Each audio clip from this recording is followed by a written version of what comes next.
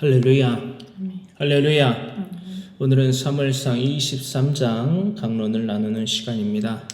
사무엘상 23장 1절로부터 14절의 말씀의 주제는 하나님께서 구원하신 그일라 주민이 다윗을 배신하다라는 주제입니다. 사무엘상 23장 1절로부터 14절의 말씀의 주제는 하나님께서 구원하신 그일라 주민이 다윗을 배신하다라는 주제입니다. 우리 1절로부터 14절의 말씀 가운데에 1절로부터 5절의 말씀을 먼저 봉독합니다.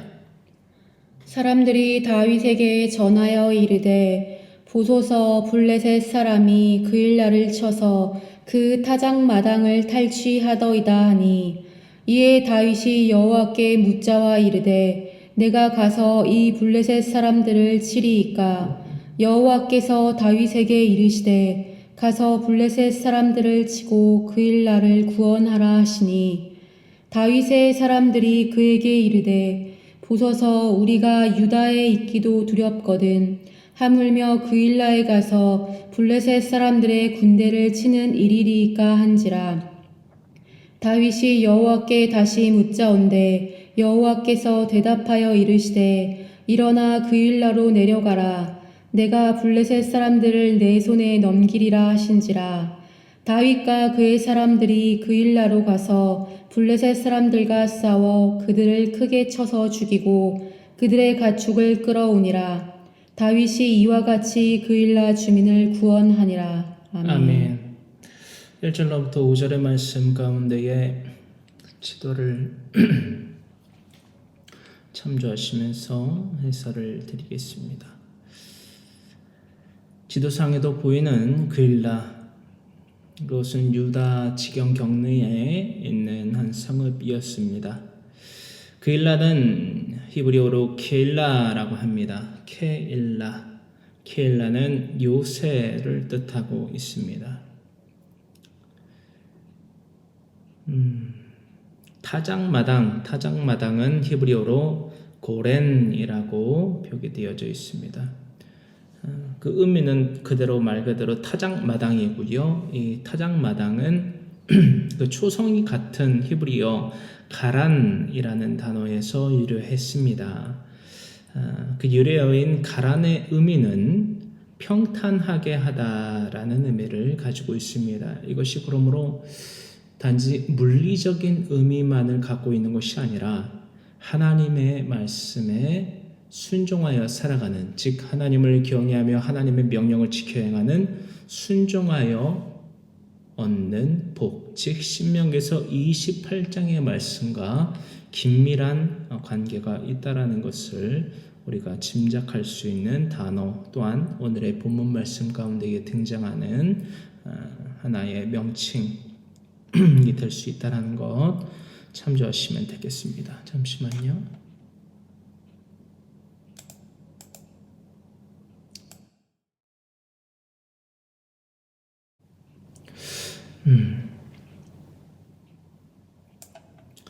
또한 우리가 나눠볼 단어 야샤가 있습니다. 야샤는 아시다시피 구원이라는 의미를 가지고 있지요. 구원, 구출, 구조하다라는 등의 의미가 있습니다. 아랍어, 히브리어 단어들은 그 정도가 있고요.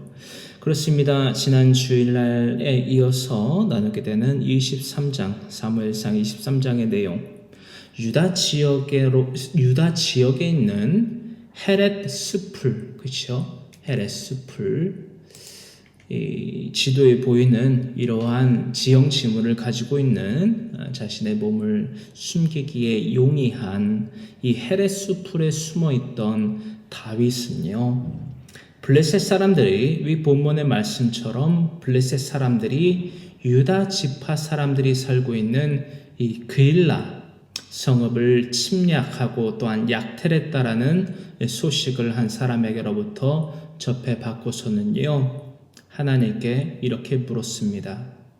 내가 저 전쟁에 참여해야겠습니까? 이에 대하여서 하나님의 대답은 무엇이었다고요? 그 일나로 내려가라. 그리고 단지 그 명령만을 대답만을 주신 것이 아니라 내가 블레셋 사람들을 내 손에 넘기리라 라고 말씀하셨다라는 거예요. 그리고 그 대답, 하나님의 대답에 대하여서 다윗은 블레셋 족속이 유다 그일라 성읍에서 약탈했던 것들을 되찾아 옴과 동시에 그일라 주민 곧 자신의 동족인 유다 족속들을 구원하는 데에까지 이르렀다라는 것을 우리는 본문의 말씀을 통하여서 파악할 수 있게 되는 오늘날입니다. 이 말씀인즉슨 이는 곧 다윗을 통한 하나님의 능력을 누가 맛봤다고요? 유다 족속이 살고 있던 그 그일라 주민들, 그일라 성읍의 주민들은 이 하나님의 능력을 다윗이라는 인물을 통하여서 맛보았다라는 거예요. 그러므로 가장 먼저 육체의 구원을 얻었으며 이제 그러므로 나아가 영혼의 구원을 위하여 살아가야만 하는 사람의 삶을 살아가야만 했다라는 거예요. 그런데 우리가 일찌감치 나눴다시피 사무엘상 23장 1절로부터 14절의 말씀의 주제가 뭐라고요? 하나님께서 구원하신 그일라 주민이 다윗을 뭐 했다고요, 여러분? 배신했다라는 거예요. 여러분, 이 말씀인즉슨 다윗을 통하여 구원의 기회를, 영원한 영생의 구원의 기회를 더하신 하나님을 배신했다라는 말과 진배 없다라는 것을 우리는 모두 알고 있습니다. 할렐루야. 이게 어떤 말씀인지 여러분 잘 아시겠지요?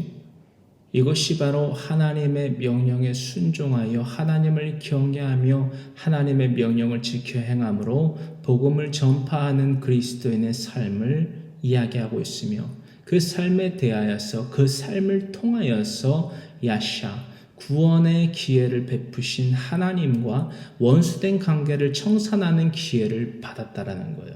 그러나 유다 족속에 속한 그일라 주민들은 그 기회를 받고도 그것을 차버렸다라는 것입니다.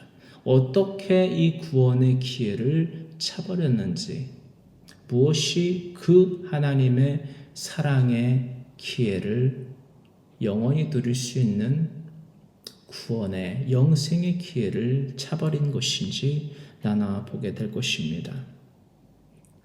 우리는 이러한 위 5절까지의 사건을 통하여서요, 다음과 같은 사실들에 주목해야만 합니다. 유다 족속에 살고 있던 그 그일라 성읍의 사람들이요, 블레셋 족속으로부터 하여금 침략당하였음에도 불구하고 이스라엘의 왕은 누구입니까? 현재 다윗이 아니에요. 사울입니다. 사울 왕은 그일라 성읍에 등장하지 않았다라는 거예요. 단지 뭐에만 지금 사력을 다하고 있어요? 우상 숭배의 삶을 기반으로 한 다윗을 어떻게 하면 하루라도 빨리 잡아 죽일까? 그리고 그것을 하나님의 이름을 망령되게 일컬어 부르면서 합리화시킬까? 이것의 이 삶의 목적에 전전긍긍하고 있다라는 것입니다. 할렐루야. 이러한 본문의 사실들을 통하여서 우리들이 시사, 즉 하가, 묵상, 깊게 상고하여야 하는 바는 무엇입니까? 하나님의 나라와 의를 구하며 살아가는 사람의 본분을 하지 않는 사람은요, 그 인류 가운데에 그 누구를 막론하고 이 땅에서조차 자신의 의무를 성실함과 정직함으로 이행하지 않는 게 아니라 못하는 거예요. 사람의 본분을 행하지 아니하는 자는 거룩한 성실하고 정직한 삶을 살지 않는 것이 아니라 그 본성 자체로 말미암아 살아가지 못한다라는 것입니다. 이것이 바로 뭐라고요? 악한 것을 행하고 그 삶 가운데에서 내어내는 라샤, 악인이다 라는 것을 우리는 날마다 나누고 있습니다. 그것을 부끄러워하지도 즉 못한다 라는 사실입니다. 여러분, 그러므로 우리는 무엇에 주목해야만 됩니까? 하나님을 경외하며 하나님의 명령을 지켜 행하는 사람의 본분을 다하여야만 된다라는 것입니다. 할렐루야. 오직 이것만이 이 지상과 영원한 내세의 천국을 누리는 유일무이한 방법이다라는 것입니다. 하나밖에 없어요. 둘도 없습니다. 유일무이하다라는 것이지요. 전도서 12장 13절로부터 14절의 말씀입니다. 여러분, 제가 요즘 환경을 통하여서 깊게 묵상하게 되는 바는 바로 이것입니다. 사람이 한번 태어남이 있고요. 어떤 사람에게는 이 태어남, 탄생, 생명이 이 땅 가운데에 태어남에 있어서 그 생명이 태어남에 있어서 10사람이 있다라면 그 어떤 아이의 탄생을 그 10사람 모두 기뻐하는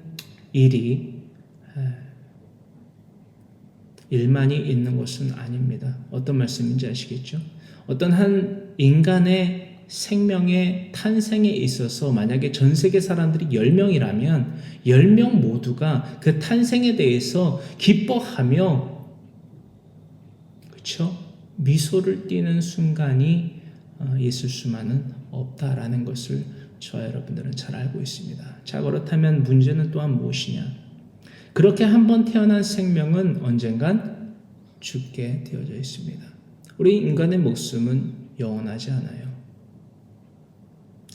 허나 그럼으로써 인간은 누구나 죽기 때문에 어떤 사고로부터, 병으로부터, 노안으로부터 죽게 되는데, 노화로부터 죽게 되는데, 이러한 죽음들에 대하여서 모두가 슬퍼하는 것은 분명 지당한 사실이다라는 것을 전제하에 말씀을 드리면, 우리 그리스도인들은요, 이 죽음 뒤에, 이 눈물 뒤에, 이 슬픔 뒤에 분명한 이 사실 한 가지에 주목하며 또한 그것을 누리기 위하여서 살아가는 삶이라 해도 과언이 아닙니다. 그것이 무엇이냐? 환한 기쁨의 미소를 짓기 위하여서 하나님을 믿게 된다라는 것입니다.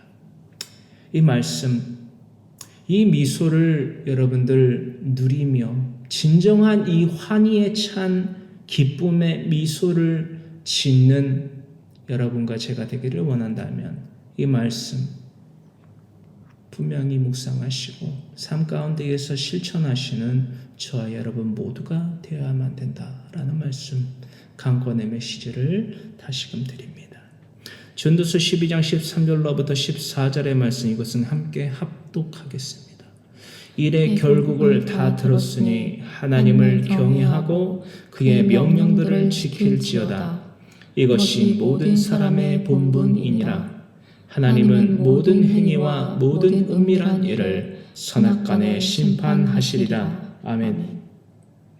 여러분, 태어남과 죽음은요, 모든 인류가 거스를 수 없다라고 말씀드리고 있습니다.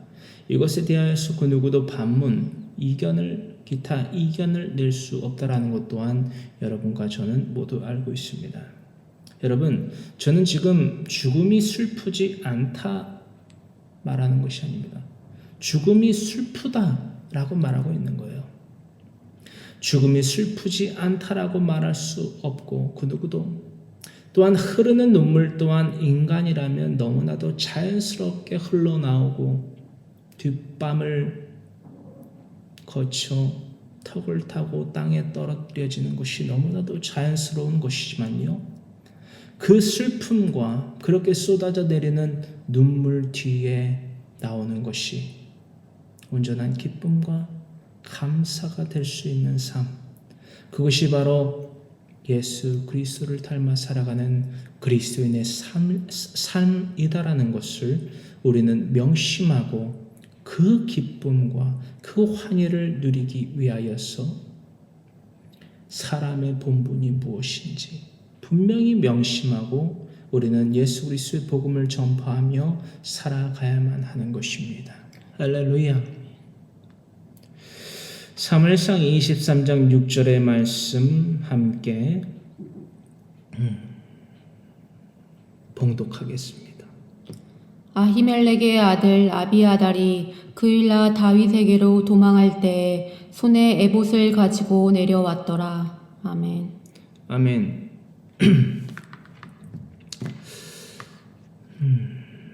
6절의 말씀에 에봇이 있지요. 아론의 때로부터 가장 먼저 대제사장이었던 아론의 때로부터 지어서 하나님이 입고 그 제사장의 직무를 다하라 명하실 때에 짓게 하시고 입게 하시고 사용하게 하신 에봇이 담겨져 있습니다.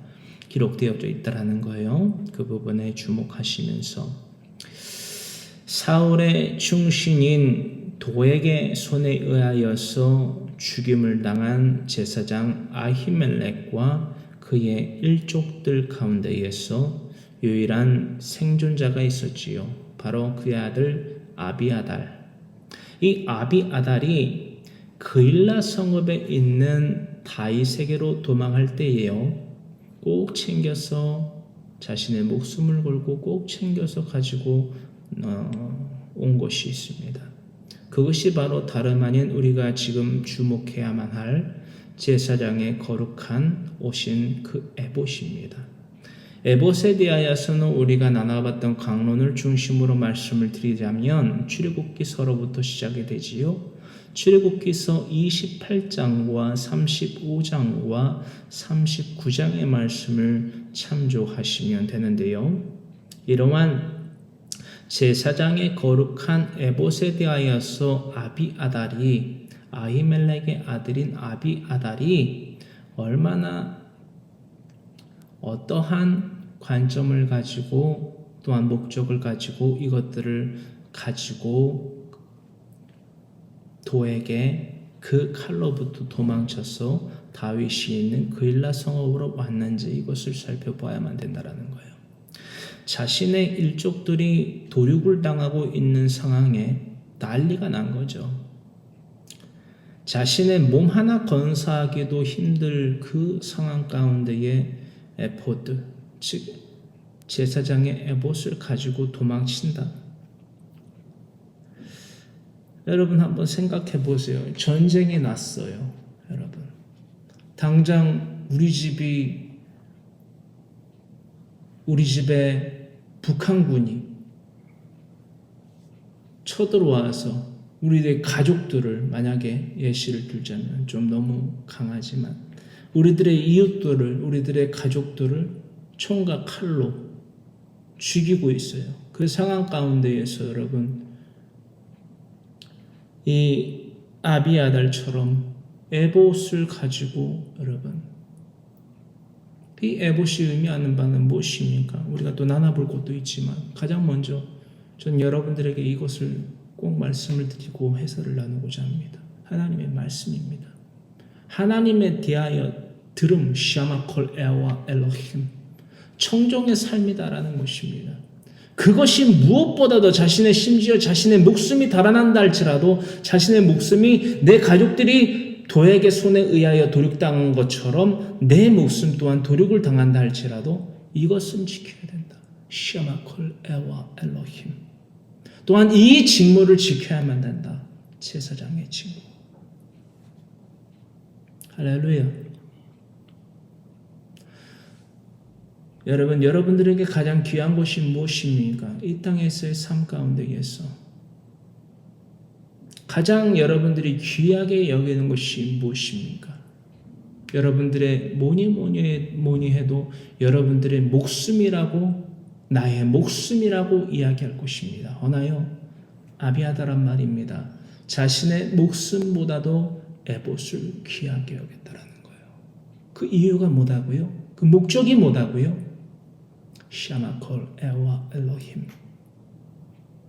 하나님의 말씀에 청종하는 삶, 하나님이 우리 가정과 나에게 맡겨주신 그 직무에 대한 기쁨과 감사함이 가득 차 있었다라는 거예요. 여러분, 아히멜렉과 더불어서 심지어 죽임을 당하지 않고 도망쳐 나올 수 있었던 이 아비아달에 대하여서까지 그 모든 일족들이요, 그 모든 그 모든 제사장들이요, 이 도액의 손에 의하여서 죽임을 당할 때에 여러분 그 죽음을 두려워했을 것이라 생각하십니까? 아니면 자신을 포함한 또한 그 죽임을 당하는 가족들의 광경을 보면서 그들의 눈에서 눈물이 흘러내리고 절규가 흘러나갔을지 모르겠지만 그 뒤에 밝게 또한 기쁘게 그 영혼을 구원하시고 하나님 보호자 우편에 두실 거룩한 양떼가 될 수 있다는 것에 감사의 기쁨의 기도를 드리지 않았을까요? 저와 여러분들이 이 기쁨과 감사의 기도를 드리며 그것이 죽음이라 할지라도 그 죽음을 기쁨으로 맞이하고 그 슬픔과 그 눈물 뒤에 진정한 웃음을 띄어 보일 수 있는 진정한 기쁨의 감사를 올려드릴 수 있는 참된 그리스도인의 삶이 되기를 주님의 이름으로 간절히 축원합니다. 할렐루야.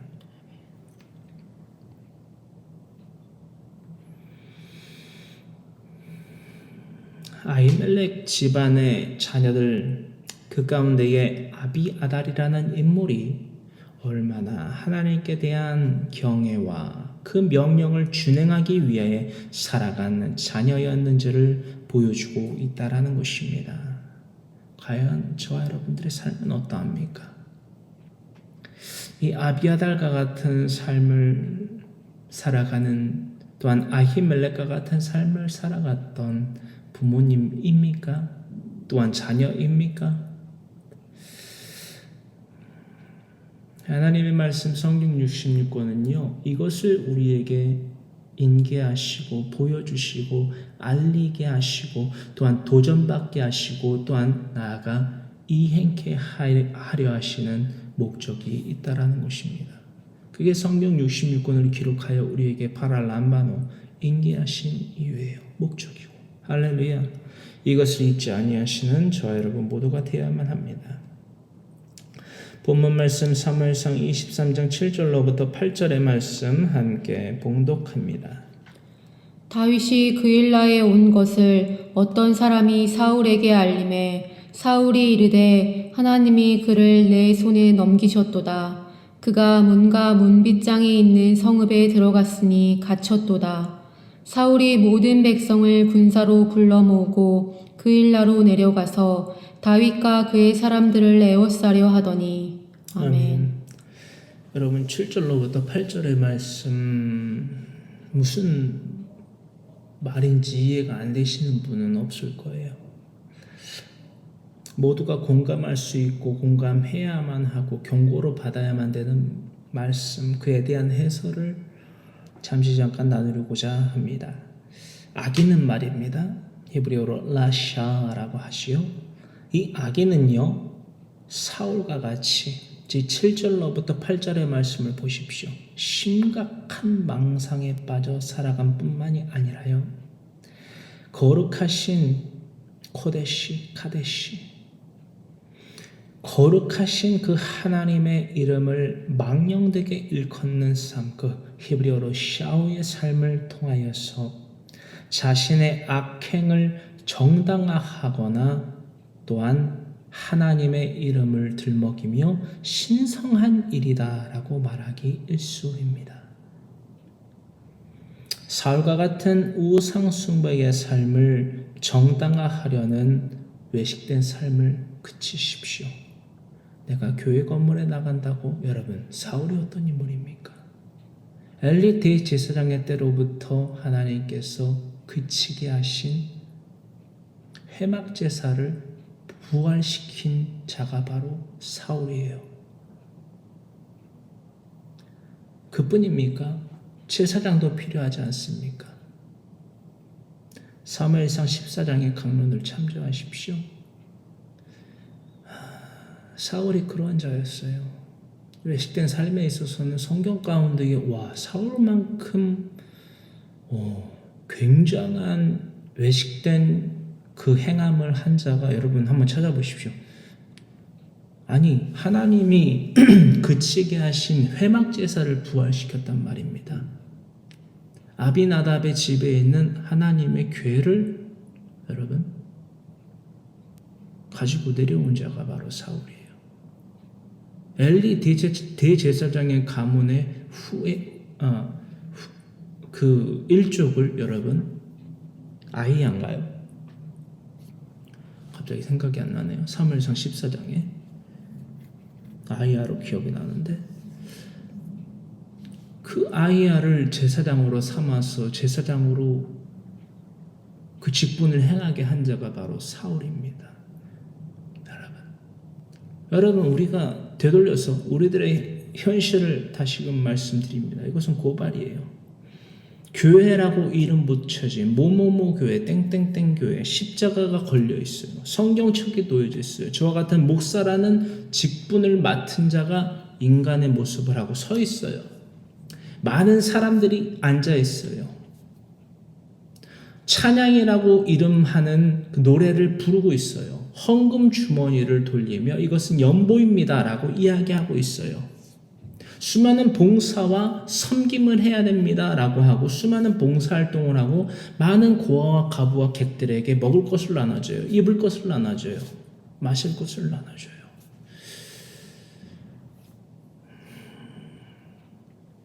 여러분 이것이 채테크의 삶이라고 생각하십니까? 채테크의 삶이란 즉 하나님을 믿는 그리스도인의 삶은요, 하나님을 경외하며 하나님의 명령을 지켜 행하는 것입니다. 이것이 전제되지 아니함 가운데에 세워져 있는 교회라는 건물은 불법의 도당들의 소굴입니다. 이것이 되어져 있지 아니함 가운데에 세워져 있는 목사라는 자는 속이는 자입니다. 가만히 들어온 자이고요. 소경입니다.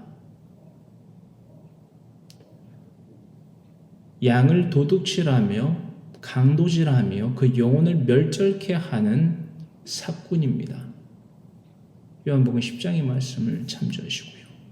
이것이 전제되지 아니함 가운데에 행하는 찬양이라고 부르며 노랫말을 바꿔서 가사를 개사해서 부르는 그 노래는 하나님께서 받지 아니하시는 그저 사람의 만족과 유익을 위하여 심취하여 자신을 위로하는 자위의 행위에 불과합니다. 이것이 전제되지 아니함 가운데에 걷어들이는 헌금이라고 우리가 부르는 연보라고 부르는 것들은 사람의 것을 도둑질하고 강도질하고 그 영혼의 멸절에까지 이르게 하는 그 행위에 앞서서 그 모든 것을 기반으로 한 하나님의 성물을 도둑질하는 도둑질입니다.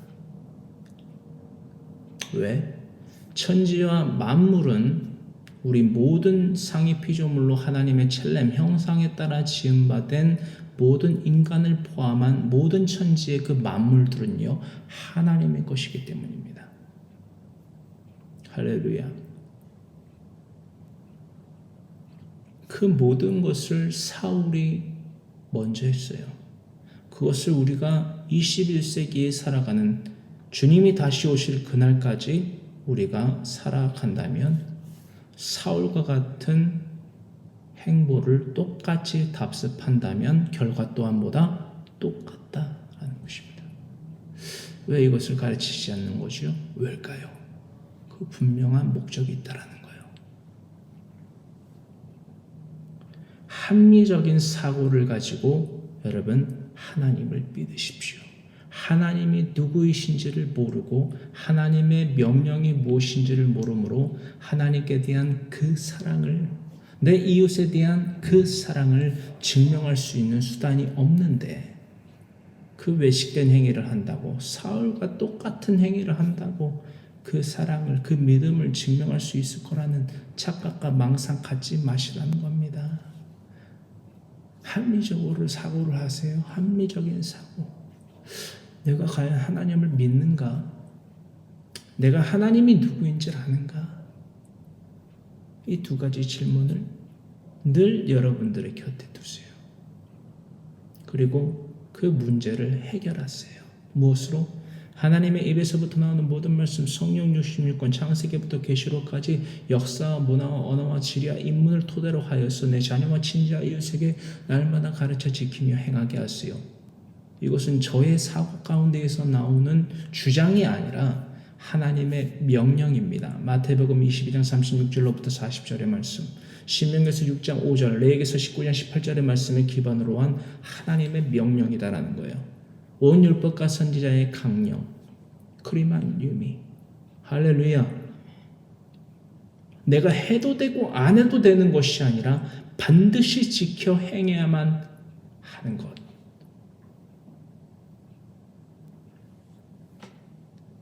저는 4년 동안 여러분들에게 이것을 말씀드리고 있습니다. 왜일까요? 이게 구원한 유일한 방도이기 때문입니다. 이에 대한 본을 예수님이 보여주셨어요. 이에 대한 사고와 경고를 예수님이 이 땅 가운데에 더하셨어요.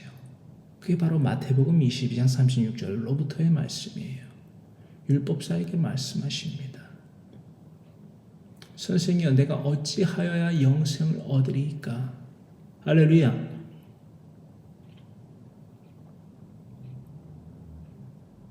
선생이시여, 라비오, 라보요, 계명 중에 어느 계명이 가장 크니이니까? 라고 물었다라는 거예요. 네가 아는 그것을 행하라 말씀하십니다. 아는 것이 믿음이 아니에요. 행함으로 말미암아 그 믿음을 증명하는 삶을 저 여러분들은 살아가야만 된다라는 것입니다. 할렐루야.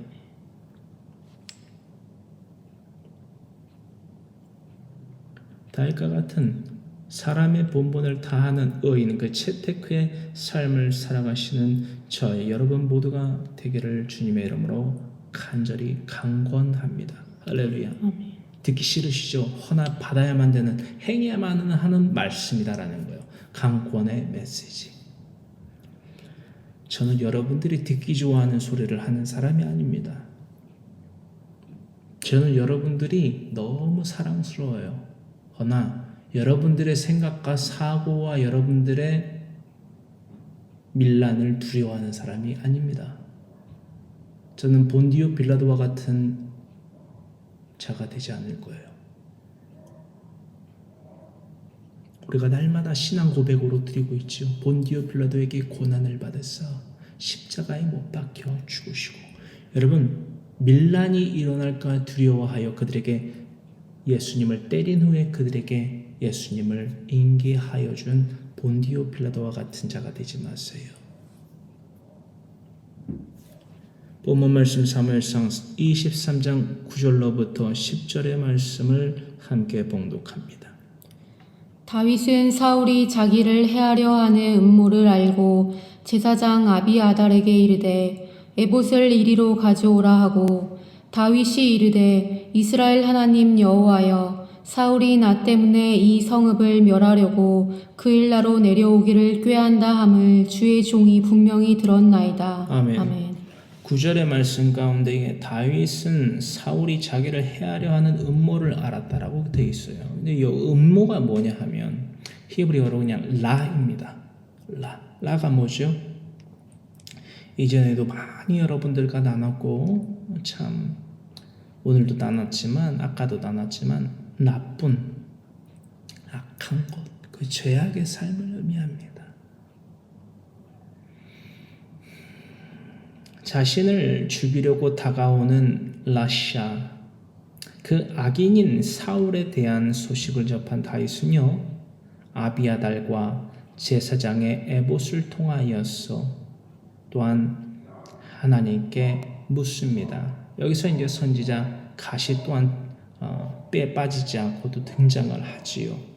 아마도 제가 이 성경을 연구하면서 파악하게 되는 바는요, 바로 이때 그일라 성읍 근처에 있는 미즈베흐 제단에서 이러한 다윗이 선지자 갓과 제사장 아비아달을 통하여서 하나님께 묻는 이 행위를 했다라고 파악할 수밖에 없는 오늘날의 대목입니다. 본문의 대목이지요.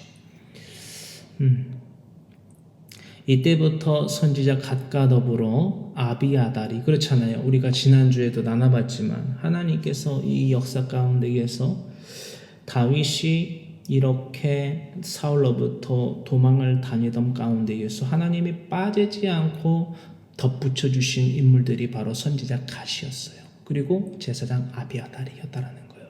이것을 통해서 우리는 발견해야만 됩니다. 하나님이 받으시는 예배가 무엇이며 하나님이 받으시는 그 예배를 구성하기 위하여서 연합하는, 그렇죠?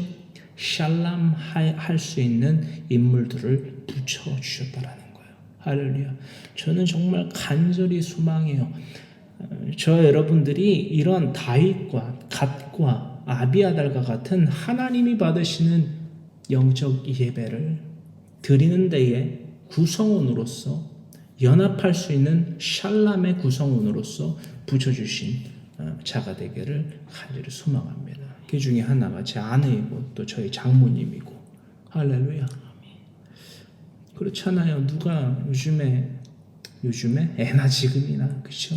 애나 지금이나 사울과 같은 삶을 살아가기에 바쁘고 그 신비주의에 빠져서, 여러분 물질 만능주의 만무니즘에 빠져서 여러분 외식된 삶을 살아가며 사울과 같이 하나님의 영원하신 능력과 신성으로 말미암아 우리들에게 더하여 주신 하나님의 성물을 더럽히는 삶에 만족하며 계속해서 지속과 확장성을 갖춘 채 살아가는 데에 여력을 다하지, 누가 하나님의 말씀 성경 66권을 내 자녀와 친자 이웃에게 가르쳐 지키며 행하는 데에 사력을 다하는 삶을 살아가고 있습니까? 살아왔으며 살아가고 있습니까? 여러분 한번 생각해 보세요.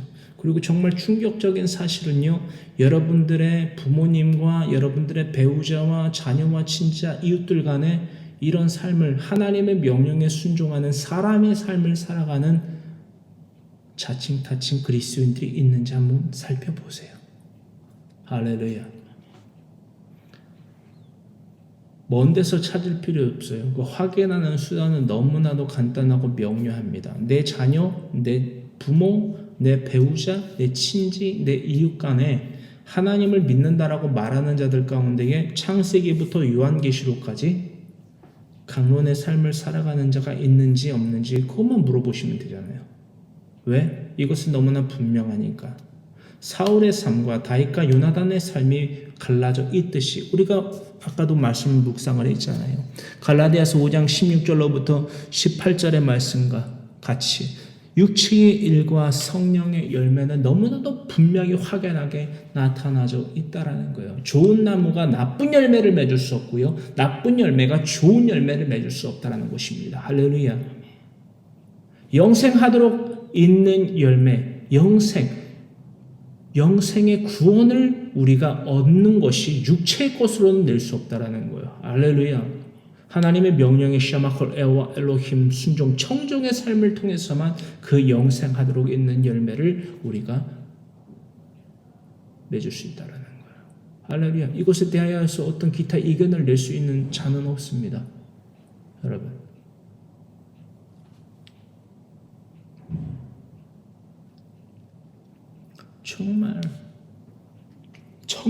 정말 뭐죠?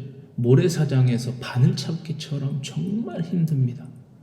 그 삶을 살아가는 주의 종과 교회 공동체를 찾기란 정말 모래사장에서 여러분 그 좁은 문, 좁은 길로 걸어가는 삶에 아주 희소하고 희박하다라는 근데 여러분 잘 생각해 보십시오. 어둠이 짙으면 짙을수록 밝게 빛나는 그 빛 한 줄기가 얼마나 밝은지 여러분 생각해 보십시오. 수십 킬로가 떨어져 있어도요, 별 하나가 반짝여요.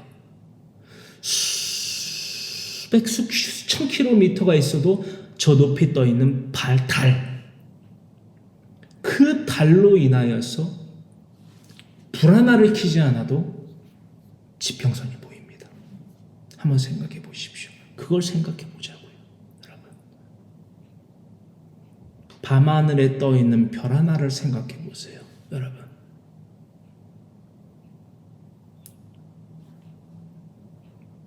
그게 우리에게 영생의 기회를 도와주신 예수님과 같다라는 것입니다. 별이 예수님이라는 게 아니라 여러분.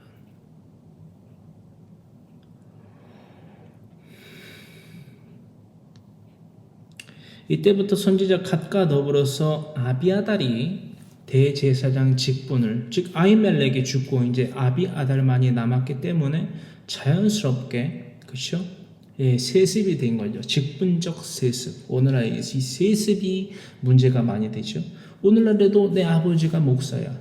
근데 이 직분적 세습도 이상적인 것이지만은 내가 사람의 본분을 다하지 아니함 가운데에서 무조건적으로 내 자녀를 신학교에, 신학대학원에 보내서 학위를 취득하게 하고 석박사를 만들어서 여러분 강단에 세운다고 해서 여러분 그게 직분적 세습이라 생각하지 마십시오.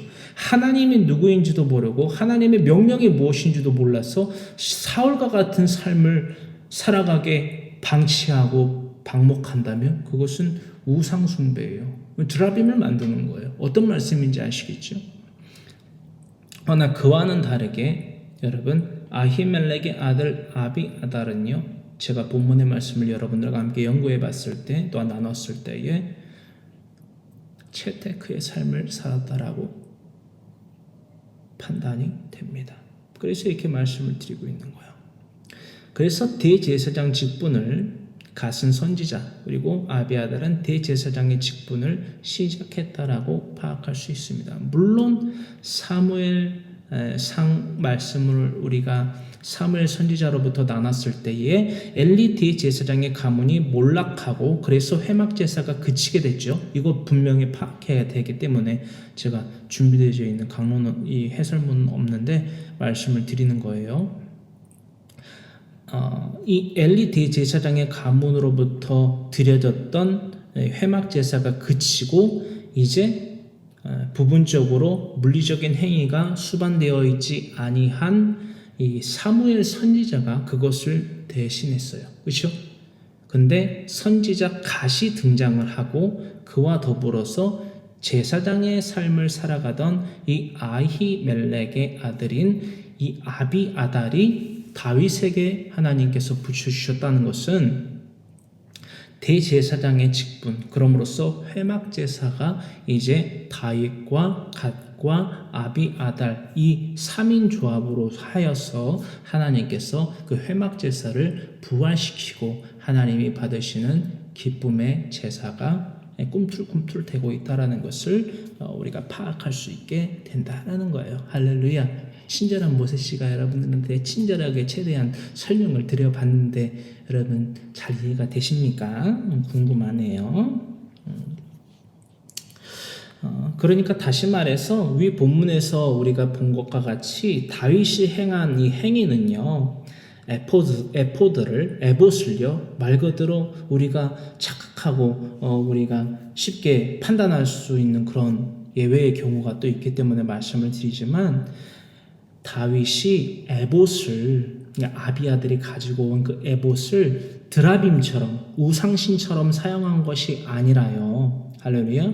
선지자 갓과 또한 제사장 아비아달의 직무가 하나님 앞에서 온전히 행해질 수 있도록 자연스럽게 이행했다라는 것입니다. 할렐루야. 그러니까 다시 말해서 아까도 여러분들에게 친절한 모세씨가 되어서 설명드렸지만 엘리 대제사장의 가문의 몰락 이후에요, 아히멜렉 전후로 즉 아비아달 후죠. 아히멜렉의 후죠. 전에는 또 어떤 분명한 조성이 있었겠지요. 이 아히멜렉 전후로 제사장 가문의 온전한 뉘우칠해와 고칠개의 삶, 즉 회개의 삶이 일어난 것으로 파악할 수 있다라는 것입니다. 할렐루야. 사무엘상 특히나 4절의 말씀으로부터 참조하여 보시길 바라면서, 자, 이러한 해설이 가능한 이유의 기반은 바로 이것입니다.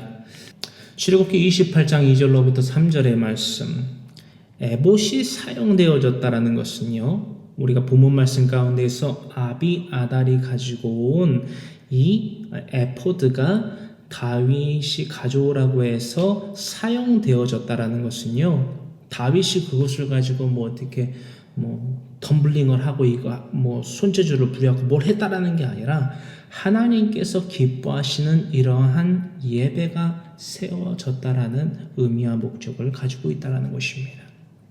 할렐루야. 출애굽기서 28장 2절로부터 3절의 말씀으로부터 살펴보기를 원합니다. 내 형 아론을 위하여 거룩한 옷을 지어 영화롭고 아름답게 할지니 너는 무릇 마음에 지혜 있는 모든 자 곧 내가 지혜로운 영으로 채운 자들에게 말하여 아론의 옷을 지어 그를 거룩하게 하여 내게 제사장 직분을 행하게 하라. 아멘. 또한 다윗이 갓과 더불어서 아비아달을 통해 하나님께 묻는 행위에 대하여서는요, 바로 민수기서 27장 21절의 말씀, 할렐루야, 이 말씀과 이 수순에 명확하게 그 어떤 것 하나에도 거침이 없게 철저하게 하나님의 명령을 이행한 것입니다. 이 본문의 말씀만 보면 안 돼요. 우리가 여태까지 4년 동안 나눴을 때에 생략되어져 있는 부분이 상당히 많습니다. 왜 생략했느냐? 명분이 있어요. 이미 명하신 말씀이거든요. 그래서 믿음의 선진들이 그 말씀에 대하여서 온전히 순종하여서 쭉 세월이 흘렀잖아요. 그래서 생략된 부분들이 많은 거예요. 왜? 앞전에 다 기록되어져 있었고 기록되어진 그 말씀들을 채테크의 삶을 살아간 믿음의 선진들은 그것을 행하였고 라시아의 삶을 사울과 같이 살아간 자들은 행하지 아니하였고 그에 대한 하나님의 미시파트는 분명히 이루어졌고 기록되어져 있고 근데 그것을 또 뒤에서 기록하진 않았다라는 거예요. 생략되어져 있다라는 거예요. 할렐루야. 그것을 기반으로 하여서 말씀을 드리는 거예요. 이 다윗이 하나님께 대하여서 에포드를 사용하여서 물었다. 그냥 이것만 읽으면은 그거조차도 여러분 설명이 안 되잖아요. 다윗이 무엇을 어떻게 하여서 하나님께 그걸 물었는지, 할렐루야. 이래서 강론을 해야 된다는 거예요. 강론을 하면 좋습니다. 이게 아니라 강론을 해야만 하는 거예요. 왜? 이래서 하나님의 명령인 거예요. 하나님이 누군지도 모르고 하나님의 명령이 뭔지도 모르고 살아간다면 그 끝은, 그 말로는 영 생명입니까? 영 죽음입니다. 이 지상에서의 조차도 가정의 삶, 일터의 삶, 그 범사의 삶이 날마다 지옥 같아요. 제가 겪어봤기 때문에 여러분들한테 말씀을 드릴 수 있는 겁니다. 그건 누구보다도. 이거를 다 말씀을 여러분들에게 드리기 위해서는 여러분 3박 4일도 모자라요. 왜? 너무나도 분명해요. 그리고 우리가 그것을 사울의 그 악인 라시아의 삶을 통해서 지금 나누고 있는 거예요. 그 밖에 인물에 대하여서 4년 동안 나누고 있는 거예요. 민수기서 27장 21절의 말씀, 이 말씀을 명명백백하게 다윗은 지켜 행했다라는 것입니다. 기쁨으로 행했다라는 거예요. 민수기서 27장 21절의 말씀입니다. 그는 제사장 엘르아살 앞에 설 것이요 엘르아살은 그를 위하여 우림의 판결로서 여호와 앞에 물을 것이며 그와 온 이스라엘 자손 곧 온 회중은 엘르아살의 말을 따라 나가며 들어올 것이니라. 아멘. 여러분, 이게 누구를 목적으로 둔 어떤 인물을 대상으로 하여서 언제로부터 행해져야 될 하나님의 여러분 미치와 또한 그 미치와를 계명을 모세를 통하여서 이스라엘 민족에게 또한 지도자 후계자들에게 그렇죠? 지도자층들에게 더하는 하나님의 명령인지 여러분 아시죠? 여러분 모세로부터 이것을 지켜 행했던 것이 아니라 모세의 때에 모세에게 하나님이 명령하셨는데 이것은 언제 지켜? 어느 땅에서 지켜 행하는 것이에요?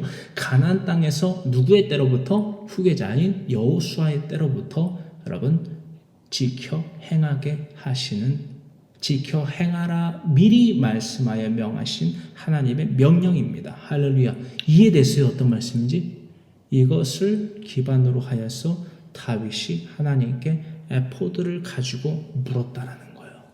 그러면 말 그대로 역설하여서 아비아달에게 야 아비아달아 네가 가져온 거 있지? 에봇 줘봐라고 해서 뭘 했겠냐는 거예요. 그게 뭐다? 아니다. BX다라는 거예요. 뭘 했겠냐라는 거예요. 할렐루야. 무슨 말씀인지 이해되시죠? 자, 이 우림의 판결에 대하여서는 출애굽기 28장 39절과 신명기에서 33장 그리고 레위기에서 8장 사무엘상 14장의 말씀 그 가운데 41절의 말씀을 참조하시면 됩니다. 할렐루야. 우리가 나눴던 강론 가운데에서만 말씀을 드린 거예요. 범주 안에서만. 기타 그 밖에 우리가 아직 나눠보지 아니한 강론은 우리가 이해가 안 될 거니까 그렇죠? 말씀을 안 드리고 있는 것입니다.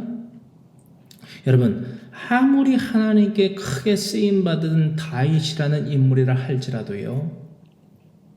사람의 본분을 다하지 않았더라면 본문에 쓰여진 바와 같이 결단코 행하지 못했습니다.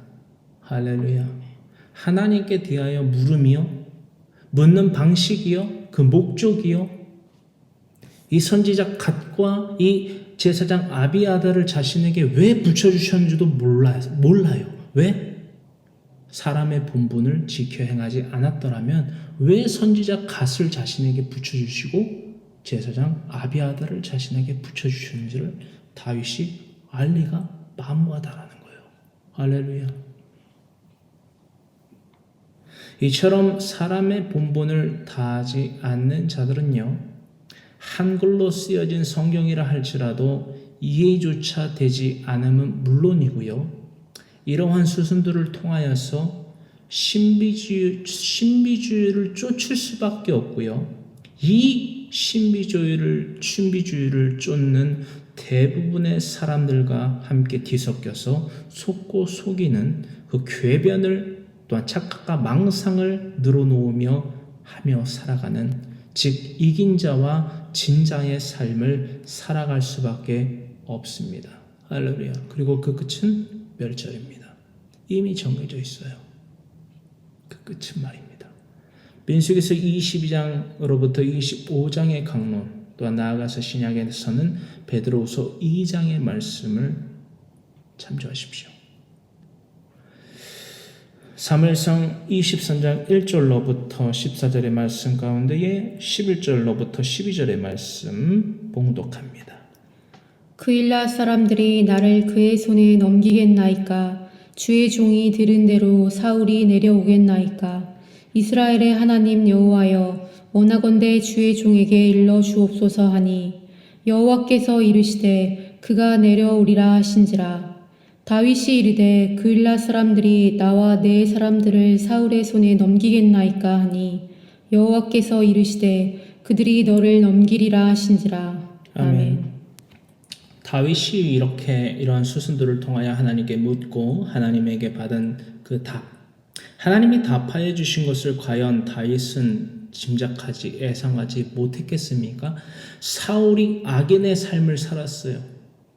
수차례 수십 차례 심지어는 자신의 아들인 요나단에 대하여서까지 창을 던졌던 자가 사울입니다. 근데 다윗이 이 악인 사울이 자신에게 어떤 위해를 가하러 옳지 않을 줄을 몰라서 하나님께 물었을까요? 여러분 한번 생각해 보세요.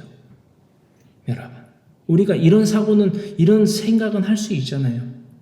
여러분 짐작할 수 있잖아요. 여러분 다윗이 이것을 과연 몰라서 하나님께 물었겠냐는 거예요.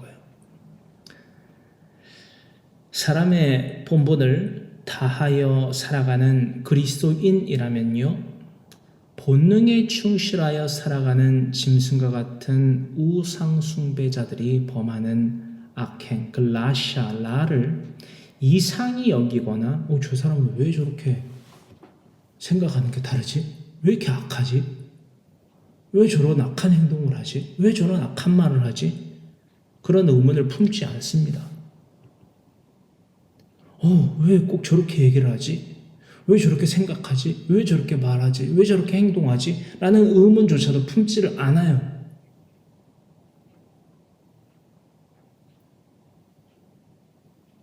단지 다윗과 같이 또한 요나단과 같이 한번 보세요, 여러분. 그 악인들의 곁을 맴돌면서 그들이 하나님을 경외하며 하나님의 명령을 지켜 행하는 사람이 되기를 하나님의 말씀으로써 권면하고 강권합니다. 그 사람으로부터 하여금 심지어는 잃을 수도 있을 목숨에 대하여서 아까워하거나 두려워하지 않습니다. 그 삶을 바로 다윗과 요나단이 살아간 거예요.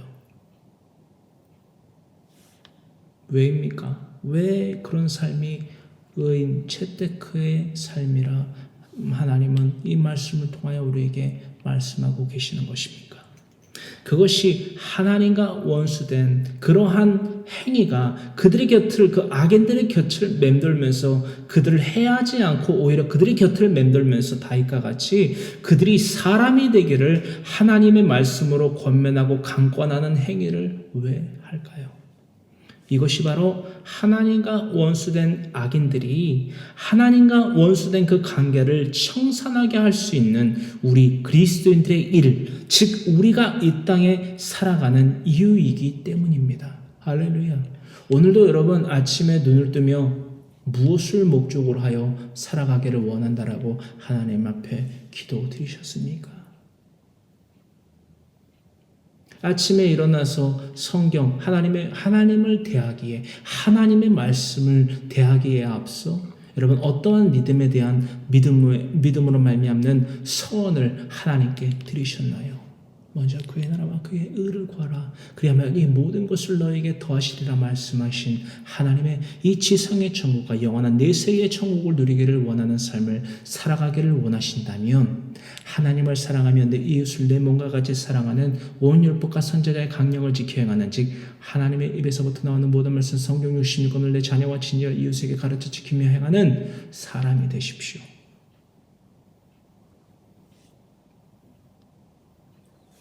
이것이 우리들 삶의 이유이며 목적입니다.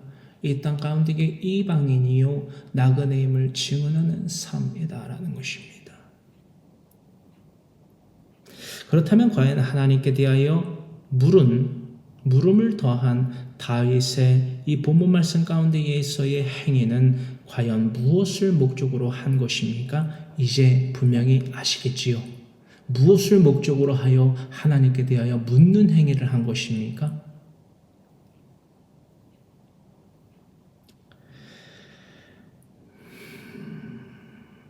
저는요, 이 본문 말씀을 통하여서 이것을 깊게 묵상하게 됩니다. 다윗이 하나님께 대하여 묻는 것은요, 그 본질은요, 사울은 아직도 악인입니까? 사울은 아직도 하나님을 경외하지 않으며 하나님의 명령을 지켜 행하지 아니하는 악인입니까? 이것을 물은 거예요. 다윗이 얼마나 사울과 더불어서 다윗이 얼마나 여러분 요나단과 더불어서 그일라 주민들을 여러분 얼마나 사랑했는지 우리는 깨달아야만 됩니다. 사울이 아니라 그 요나단이 아니라 다윗이 사울과 더불어 자신을 배신한 데에 이르고 있는 이 그일라 주민들을 얼마나 사랑했는지 우리는 깨달아야만 됩니다. 이것이 내 이웃을 내 몸과 같이 사랑하는 믿음의 행위예요. 사랑의 행위예요. 할렐루야. 유다 족속은 다윗의 동족 아닙니까? 얼마나 더욱더 끔찍했겠어요. 여러분 진짜 여러분들의 가족들을 사랑하십니까? 여러분들의 부모님, 여러분들의 배우자, 여러분들의 자녀, 친지, 이웃 정말 사랑하세요? 사랑이 무엇인지부터 여러분 우리가 하나님의 말씀을 통해서 배워야만 됩니다. 우리가 말하는 육체의 사랑, 정신적인 사랑, 말의 사랑, 이것으로는 그들의 영혼을 구원할 수 없어요. 지상에서조차 겪고 있는 그 지옥에서부터, 그 덤불로부터, 그 가시로부터 야시아 구원받게 할 수 없습니다. 다윗의 삶을 보세요. 그리고 사울의 삶을 보세요. 과연 무엇이 정답입니까?